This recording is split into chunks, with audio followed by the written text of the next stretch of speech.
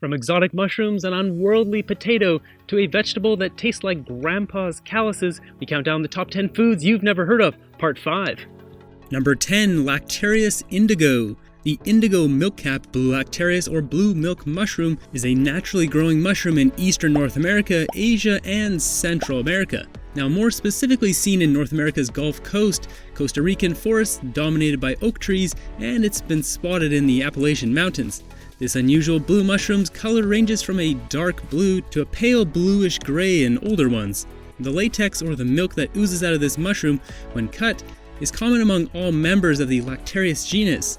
When cut, the latex will initially be blue but will turn green as it's exposed to air. Measuring up to 6 inches or 15 centimeters in diameter, these aren't small mushrooms. Originally described in 1822, this easily identifiable mushroom varies in the tint of blue on top of the cap, but the gills are usually dark blue. They have 3 times more fiber than a button mushroom, but their taste can't be agreed upon. Some mycologists consider this to be a superior edible, while others consider them to be just mediocre. Those who find it to be mediocre say it has a slightly bitter taste with coarse, grainy texture. Others find it peppery and delicious. Despite the opinion of the taste of this mushroom, it should always be harvested when fresh and firm. When cooked, they'll turn gray, so don't think something weird is happening. If you want to try out one without having to forage it, they're primarily sold in rural markets in Guatemala, China, and Mexico. In Mexico, they're harvested from wild and sold at farmers markets from June to November. They're considered a second-class mushroom. Number 9. Celery root. This large root, celeriac, knob celery, or celery root, is not the root of a celery plant. Sometimes called turnip-rooted celery, they're not a close relative of the turnip either. With that said, the tops of the celeriac are not the same as celery, but they're flavorful in their own right and are often used to garnish dishes at fine dining restaurants.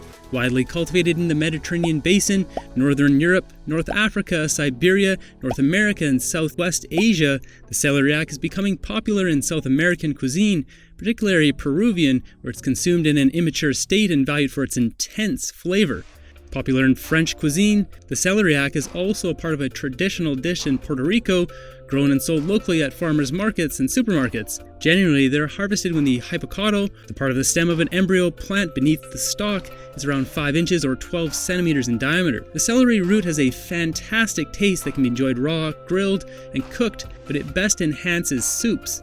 It can also be eaten stewed, roasted, blanched, and mashed. The celeriac tastes like a mix of celery and parsley and is often added to casseroles and savory dishes. They can be stored up to 8 months and are high in vitamin K, vitamin C, vitamin B6, potassium, phosphorus, manganese, and fiber. They promote heart health, strong bones, have anti-cancer properties, and good digestion. Number 8. Dahlias. That's right, the tubers of the popular flower are edible. The consumption of dahlias dates back to the Aztecs when they enjoyed this sweet root. Brought to Europe from Mexico in the 16th century as a food crop, they eventually became popular for their ornamental flowers. Not only is the tuber edible, but so are the petals of the flower. Being a relative of sunflowers and Jerusalem artichokes, the dahlia will produce small potato-like tubers. There are many different varieties of dahlias, and each of them have their own distinct flavor. Some taste bitter and gross and have a fibrous, stringy texture, while others are sweet and delicious. Luckily for us, a Swiss nursery called Lubera has figured out which ones are which. The Blackjack variety tastes like asparagus, Fantastic has a smoky quality to it, and Buga Munchen has a sweet parsley taste. Other varieties will have bizarre flavors like spicy apple, carrot, and as we just covered, one that tastes like celery root. Dahlias are best enjoyed peeled, then steamed, boiled, or mashed, and spiced how you'd like your potatoes. Number 7. Indian red carrot. Originating from Afghanistan, the red carrot made its way east where it became a staple in India and eventually made its way up to Japan. It is believed to be first cultivated in Afghanistan before the 900s, with Turkey being the second point of origin for the red carrot. Now, carrots are high in antioxidants, beta-carotene, and many vitamins and minerals, but the red carrot contains more lycopene and lutein than other types. The lycopene content within red carrots is what gives it its red color. It also adds additional protection against heart disease and cancer. Offering a sweeter taste than a normal carrot, the red carrot is also typically larger, making it a better overall carrot to consume. Some carrots have a weird color on the outside but are still orange on the inside. The red carrot, though, is red all the way through. Popular Middle Eastern uses of the red carrot include red carrot jam, pickled red carrot, and candied red carrot. Due to their high sugar content, they're great to eat raw or steamed. And check this out, here we even have a recipe for a red carrot pastry back from 1755. Number 6, Cathormium altissimum. Growing throughout the middle regions of Africa, this bulbous root produces not only an edible fruit, but a seed inside. Now we won't be showing you the fruit because there are no images on the entire internet of the fruit, but we do have the seeds. Found in more tropical regions of Africa, ranging from Sierra Leone to Uganda and down to Zambia and Angola, this seed pod typically has 5 edible seeds inside. Within the seeds are a compound called imidazole, which has antifungal and antibacterial properties. Analysis of the seeds show they are made up of 25.3% protein, 16.9% fat, and 10% carbohydrate. Not only is the fruit and the seeds edible, but this tree offers up other uses as well. Saponins in different parts of the plant, especially the bark, are used to poison fish and for some medicinal properties. Traditionally in Sierra Leone and the Congo, the decoction is used as an antidote to treat toothache and stomachache, as well as for external sores. Number 5, Gyromitra esculenta. First described in 1800, this fungus grows in sandy soils under coniferous trees found across Europe and North America. The fruiting body has a very unusual shape, which appears to be like a brain that is 6 inches or 15 centimeters wide by 4 inches or 10 centimeters tall.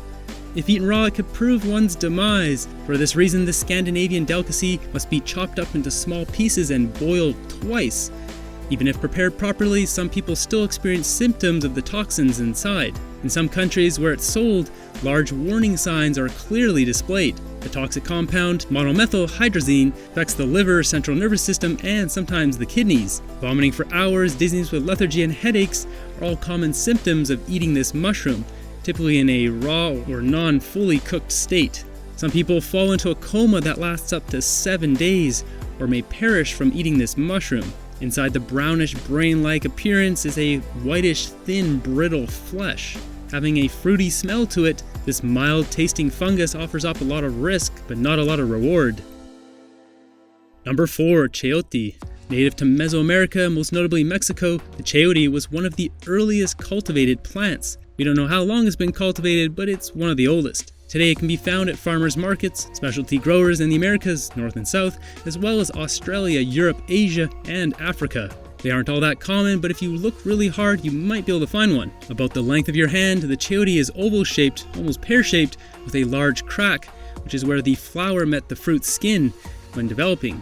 Light green on the outside with a faintly green-tinted white flesh on the inside, this squash is mild-tasting and mostly used in dishes to absorb flavors like a sponge. Traditionally used in Cajun cuisine, chayote was stuffed and added to stir-fries and soups. In Latin America, they're used more like a pumpkin, such as in a pie. Consumed raw, cooked, boiled, steamed, shredded, or baked, the chayote is sometimes added to salads. They're a popular backyard fruit back in 1867 in Louisiana, but not so much today. Being rich in vitamin C, vitamin B6, folate, potassium, and fiber, add this one to your grocery basket if it comes across your way.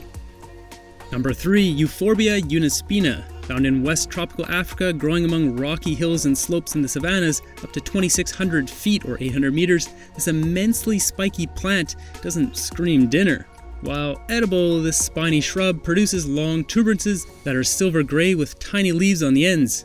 Within this technically edible plant is latex, which is primarily used medicinally. Nobody's making a delicious creamy muskrat soup from this. 2 drops of latex are added onto an egg as a way to kill off parasitic worms in the body. Not something you're going to want to try on your own, as the latex can cause blindness if you get in your eyes. This latex has poisonous properties. It is often used in fish traps. Not only used to dress their morning eggs, the latex is mixed with palm oil and taken to treat constipation and colic. Ashes from the stems are inhaled to treat asthma, where the dried leaves are smoked for bronchitis. While technically edible, this plant is used in hippie ways and should be avoided at all times.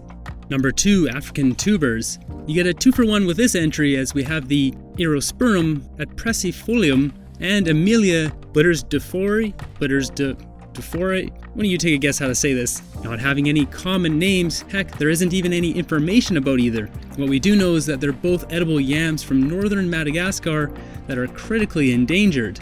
The photos you see here come from specimens found in Tanzania. The one on the left is the Amelia Bittersdorferi, or the African golden yam as I'm now calling it, and the one on the right is the Aerospermum crucifer, or the African flaming yam. What do you think about these names?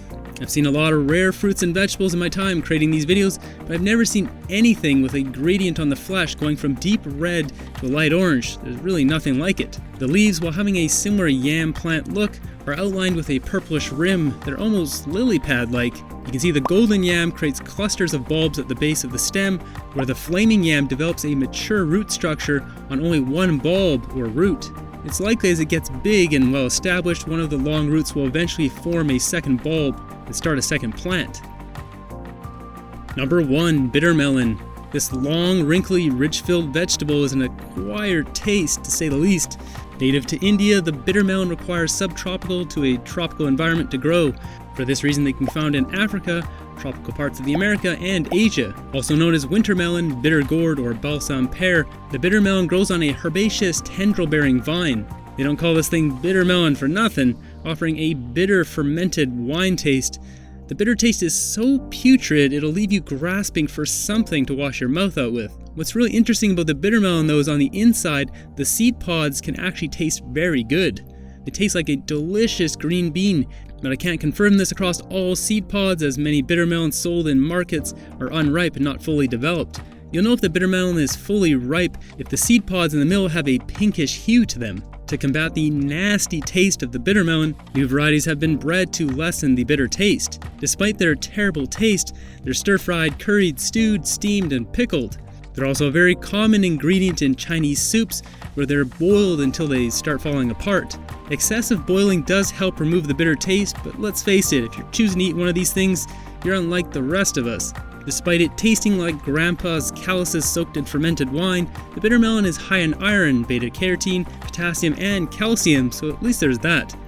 Hopefully you enjoyed this episode. I've got many more on the way, as you can see here in my garden. This garden's actually become the most diverse urban edible garden on the planet. I've got over 250 different varieties of things growing in here right now. So if you want to see more about that or my weight loss series, you can head over to my other channel, Earth Monkey, or my taste test channel where I taste test all these foods on unusual foods. And be sure to subscribe. Until next one, have a great day.